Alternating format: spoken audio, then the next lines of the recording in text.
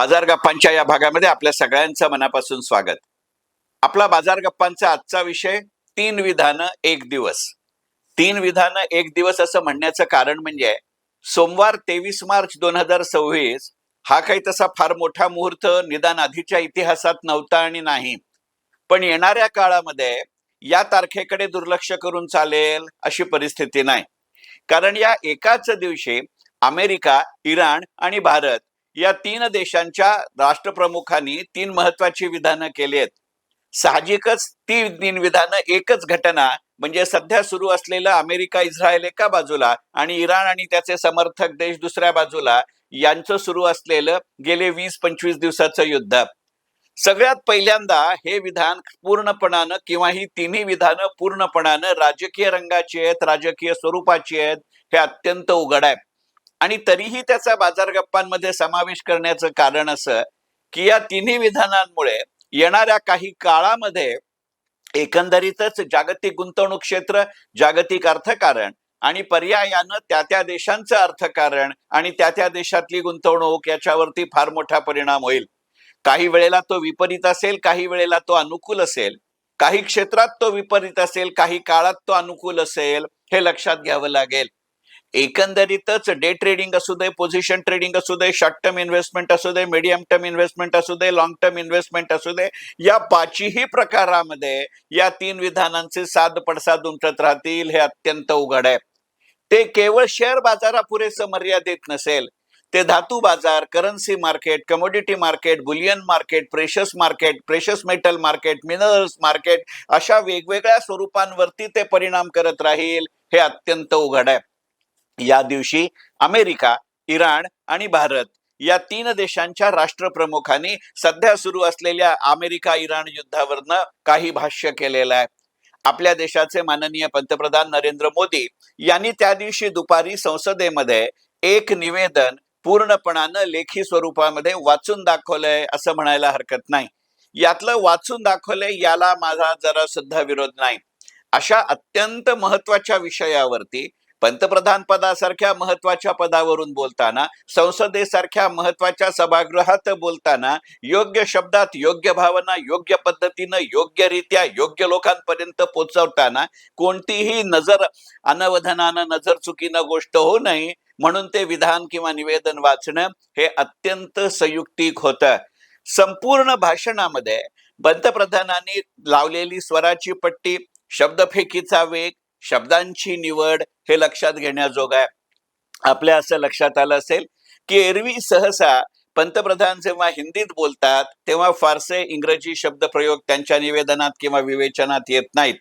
परंतु सोमवारी 23 मार्च 2026 रोजी नरेंद्र मोदी यांनी केलेल्या विधानांमध्ये कोणतेही गैरसमज कोणाचेही होऊ नयेत अशा वेळेला सर्व तांत्रिक संज्ञा या इंग्रजीमध्ये वापरल्या गेल्या होत्या हे लक्षात घेतलं पाहिजे. आणि त्यामुळे ते निवेदन जरी संसदेला उद्देशून केलेलं असेल किंवा संसदेच्या माध्यमातून साऱ्याच राष्ट्राला, भारत राष्ट्राला उद्देशून केलं असेल तरी त्याचा ऑडियन्स किंवा श्रोतृवृंद तेवढ्या पुरेसा मर्यादित राहावा अशी साहजिकच पंतप्रधानांची भूमिका नसावी. आणि एकंदरीतच या युद्धामध्ये भारताचं असलेलं भूराजकीय स्थान आणि त्याचबरोबरीनं जागतिक अर्थकारणाच्या क्रमवारीमध्ये आपल्या देशाचं 4थ्या क्रमांकाचं स्थान याचाही फार मोठा वाटा आहे. आणि त्यामुळे गेल्या काही वर्षांमध्ये भारत एक राष्ट्र म्हणून जागतिक राजकारणात आणि जागतिक अर्थकारणात एक जे स्थान मिळवून आहे त्याच्यामुळे भारत या युद्धाबद्दल नेमकी कोणती भूमिका घेत याच्याकडे सगळ्यांचंच लक्ष असेल. एकंदरीतच आपल्या देशातले विरोधी पक्ष याबाबत आपला देश मौन बाळगून का असं काही सगळेच पत्ते सगळेच जण सगळ्याच काळात सगळ्याच ठिकाणी उघड करत होते अशा आविर्भावामध्ये बोलत असताना त्याला दिलेलं हे उत्तर आहे. म्हणजेच एकंदरीतच देशांतर्गत विरोधकांच्या बरोबरीनं त्यांना उत्तर द्यायच्या निमित्तानं किंवा त्यांच्यापेक्षाही वेगळ्या ऑडियन्स करता असं केलेलं हे विधान आहे. कोणत्याही परिस्थितीमध्ये घाबरून न जाता एकजुटीनं आपण याचा सामना करू शकू असं जरी त्याचं शीर्षक दिलं गेलं तरी सुद्धा त्यातनं ध्वनित होणारा अर्थ असा आहे की एकंदरीतच आत्ताच्या अमेरिका इराण युद्धामुळे होणारे परिणाम हे दीर्घकालीन असतील. त्या परिणामांची नेमके स्वरूप, व्याप्ती, व्याख्या आणि विस्तार या क्षणाला स्पष्ट नाही आणि तो फार मोठ्या प्रमाणावरती जागतिक अर्थकारणावर आणि पर्यायानं आपल्याही राष्ट्रीय अर्थकारणावर होईल आणि त्यामुळे काही खंबीर पावलं उचलावी लागतील असा स्पष्ट संदेश त्यातनं दिला गेलेला आहे. एकंदरीतच त्याच दिवशी हे सगळं कदाचित ठरवून झालं असेल असं म्हणणं चुकीचं आहे, परंतु ती एकाच दिवशी 3 विधानं येणं हेही जरूर लक्षात घेण्याजोग आहे. याची सुरुवात अमेरिकी राष्ट्राध्यक्ष डोनाल्ड ट्रम्प यांच्या विधानानं झाली की यापुढे अमेरिका इराणच्या कोणत्याही पद्धतीच्या तेल किंवा अण्वस्त्र केंद्रांवरती हल्ला करणार नाही, निदान पुढचे महिनाभर तरी तो करणार नाही, अशा आशयाचं विधान डोनाल्ड ट्रम्प सरांनी केलं. त्याला प्रत्युत्तर म्हणून इराणचे तत्कालीन आणि आजमितीचे राष्ट्राध्यक्ष यांनी अशी कोणतीही बोलणी अमेरिकेबरोबर झालेली नाहीत असं घोषित केलं. आणि हे साध पडसाद उमटत असतानाच पंतप्रधानांनी दुपारी संसदेमध्ये हे निवेदन करणं हे सगळे योगायोग असतील याच्यावर विश्वास ठेवणं कठीण आहे. परंतु एकंदरीतच अलीकडच्या काळातला आंतरराष्ट्रीय राजकारणाचा पोत, नूर, कल, बाज बघू जाता ती एका दिवशी होणं याला महत्व आहे हे नक्की.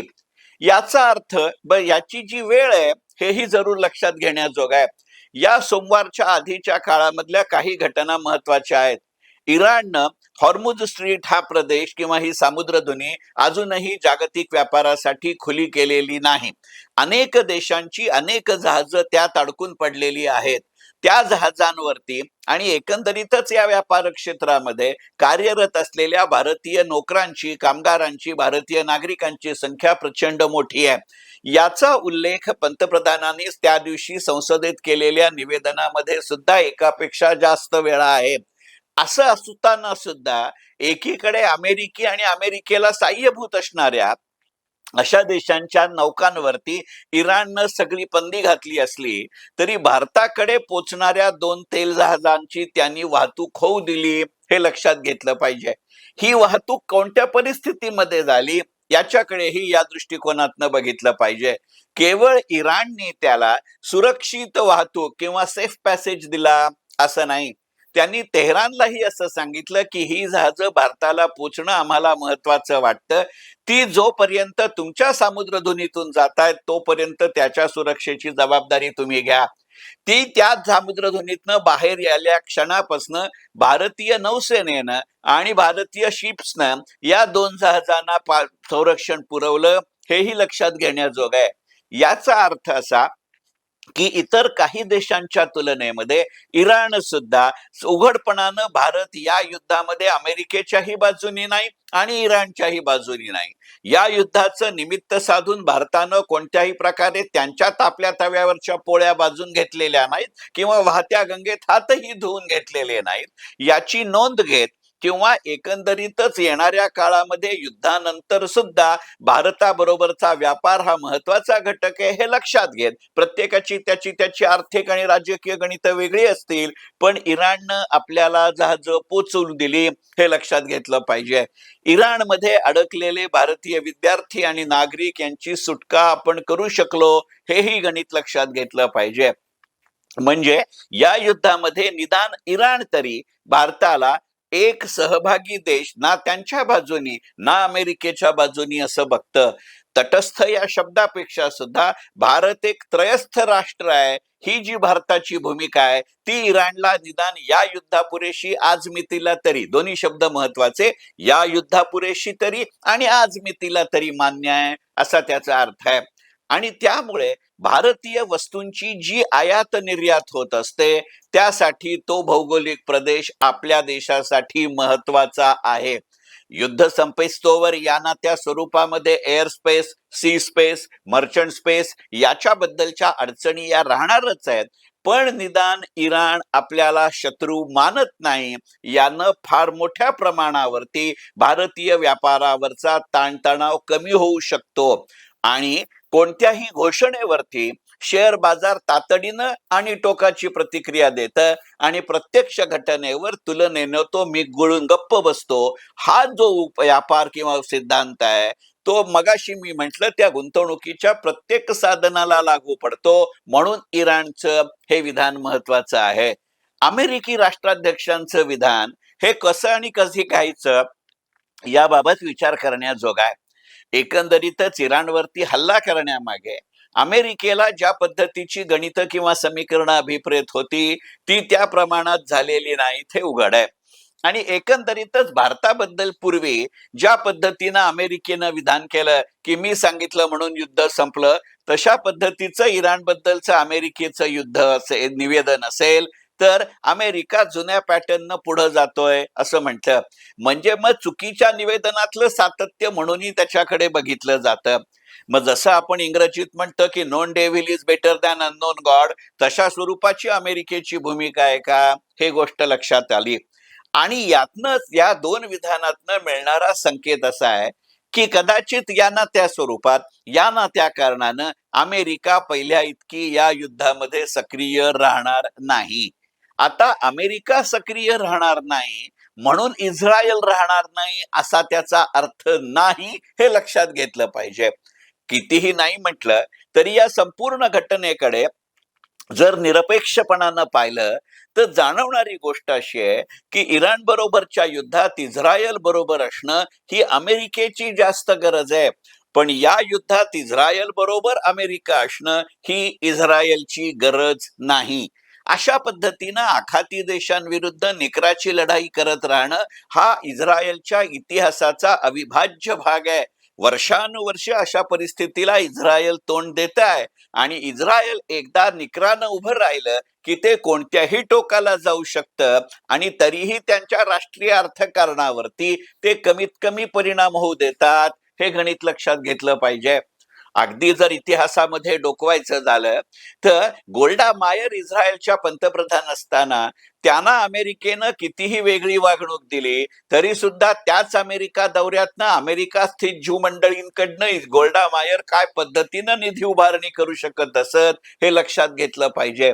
इस्रायल आणि चीन या दोन देशांच्या अर्थव्यवस्थेचं हे महत्वाचं लक्षण आहे की दरमहा त्यांनी इस्रायल किंवा चीन बाहेर राहणाऱ्या अनुक्रमे इस्रायली आणि चीनी नागरिकांनी त्यांच्या त्यांच्या देशात म्हणजे इस्रायल आणि चीन मध्ये पाठवलेल्या पैशाचं प्रमाण यात या युद्धानंही खंड पडलेला नाही हे लक्षात घेतलं पाहिजे. या परिस्थितीचं नेमकं वर्णन जर वाचायचं असेल तर सुप्रसिद्ध लेखिका वीणा गवाणकर यांनी गोल्डा मायर यांचं जे चरित्रात्मक कादंबरी लिहिली आहे त्याचा जरूर विचार करा. त्याच्यामध्ये या संबंधातले गोल्डा मायर यांच्या कारकिर्दीतले अनेक प्रसंग वर्णन केलेले आहेत. त्यांचं महात्म्य आणि महत्व आजच्या काळामध्येही टिकून आहे हे लक्षात घेतलं पाहिजे. आणि हे युद्ध सुरू व्हायच्या काहीच तास आधी भारतीय पंतप्रधान इस्रायली पंतप्रधानांना भेटून आले होते.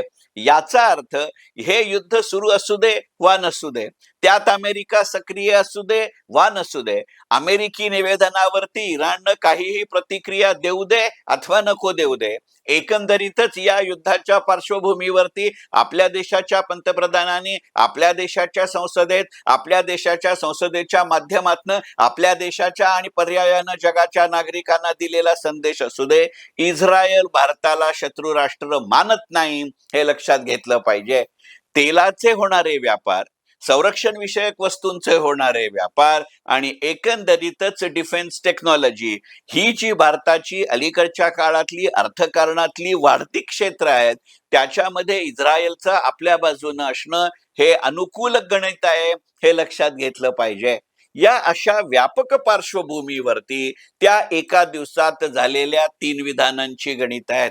अमेरिकेसारख्या राष्ट्राला इस्रायलच्या बरोबरीनं युद्ध देताना स्वतःचा वर्षानुवर्षाचा राष्ट्राध्यक्ष गमावल्यानंतरही जो नवीन राष्ट्राध्यक्ष तो सूत्र हातात घेतो तो पदावरती नवीन असला तरी या क्षेत्राला नवीन नाही. हे गणित हे या विधानातनं जे सिद्ध होतं त्यातनं युद्धोत्तर जागतिक राजकारणात आणि युद्ध संपल्यानंतरच्या जागतिक अर्थकारणात इराण एक वेगळी भूमिका केवळ तेल उत्पादक देश म्हणून नव्हे, केवळ त्याचं भौगोलिक स्थान म्हणून नव्हे, राखून ठेवू शकतं.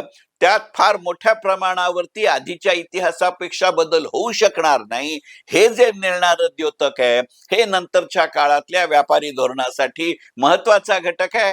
आणि म्हणून एकंदरीतच पार्श्वभूमी म्हणून वागणारा, पण पार्श्वभूमी अनेकदा दृश्य चित्रांपेक्षा मोठी आणि महत्वाची असते, हे अधोरेखित करणारा असा हा विषय आहे. आणि म्हणूनच बाजार गप्पांचा विषय एका दिवसातली 3 निवेदनं. मनपूर्वक धन्यवाद.